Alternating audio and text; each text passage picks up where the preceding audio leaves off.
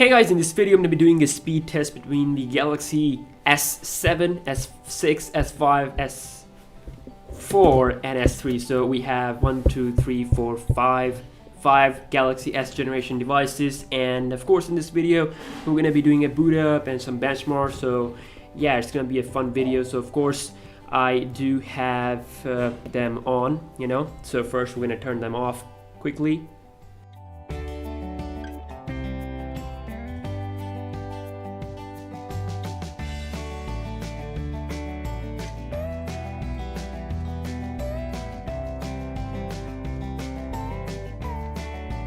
Okay, so all of them are now completely off, so it's time to turn them on at the same time, which can be a little bit difficult, but I'm gonna try to do it at the same time.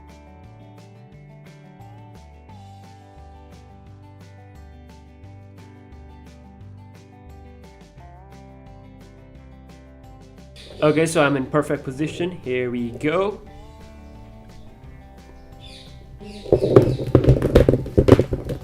Let's see here. Fun times. Okay. Who is going to be faster? And obviously, of course, I have Marshmallow installed on my Galaxy S3 because I don't want to use KitKat anymore. Okay, Galaxy S7 first. And then we have the S5. Then the S6. Okay, interesting. I think we might have the S3, no, S4. Okay, cool. And then we had Galaxy S3. So amazing stuff.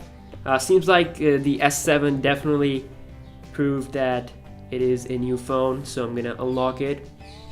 And let's go ahead and do a quick Geekbench 3 benchmark. Okay, so here we have the Geekbench 3 benchmark application opened up on all these phones. So I'm just gonna quickly start off this benchmark. Here we go. Here we go, here we go, here we go, and here we go. So let's talk about the specs a little bit. The Galaxy S7, of course, has 4 gigs of RAM and Exynos 8890. The S6 has 3 gigs of RAM and Exynos 7420. The S5 has Snapdragon 801 with 2 gigs of RAM. The S4 has Qualcomm Snapdragon 600 with 2 gigs of RAM, and the Galaxy S3 comes with Exynos 4412. Yeah, that's the chipset we have, and Meli 400 GPU with 1 gigs of RAM. So still, it's a good phone that you can have, and you can install like Marshmallow ROMs on it. So still a pretty great phone actually. So okay, Galaxy S7 being the best here, and then we have the S5. Interesting stuff. And of course the S6 is also done. So 4691 multi-core score, and 6356 on the S7 and 3177 on the Galaxy S5. So you can see there's like from the S5 to the S6 you can see like a 1000 or like 1200 score increment, but from the S6 to the S7 is a little bit more. It's like almost you can say 2000 or 1700 increment there, and really improved single core score also. And these two slow boys are taking some time, and the S3 is actually at 93%, and it's gonna be fun because the S3 is on Marshmallow. Okay, so we might see some improvement compared to KitKat. Alright, so whoa, good 449 single core and 1306 multi-core. Not bad. It's an old phone, I think it's like, how many generations we have? I think like it's a 5-year-old phone, or 4 year I think. So I don't have the S2 and the S1 because the S2 was smashed and the S1 was I wasn't a YouTuber at that time. So yeah, the Galaxy S4, the slowest boy, scores 2019 multi-core and 290 single core. So I think it can score a little bit better, maybe like 2300 or something like that. So yeah, that was the Geekbench 3 test. Now let's go ahead and do a Antutu benchmark test. Okay, so here we have the Antutu benchmark app loaded up on all these phones. So I'm just gonna quickly hit test, and on all these phones, of course.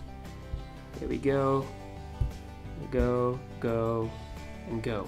So it's gonna be fun because this is like a little bit more awesome benchmark app because you get to see the GPU performance and all that. So I'm actually testing out the first time ever benchmark on my Galaxy S7, Antutu benchmark. So we already did the Geekbench 3. Let's see here.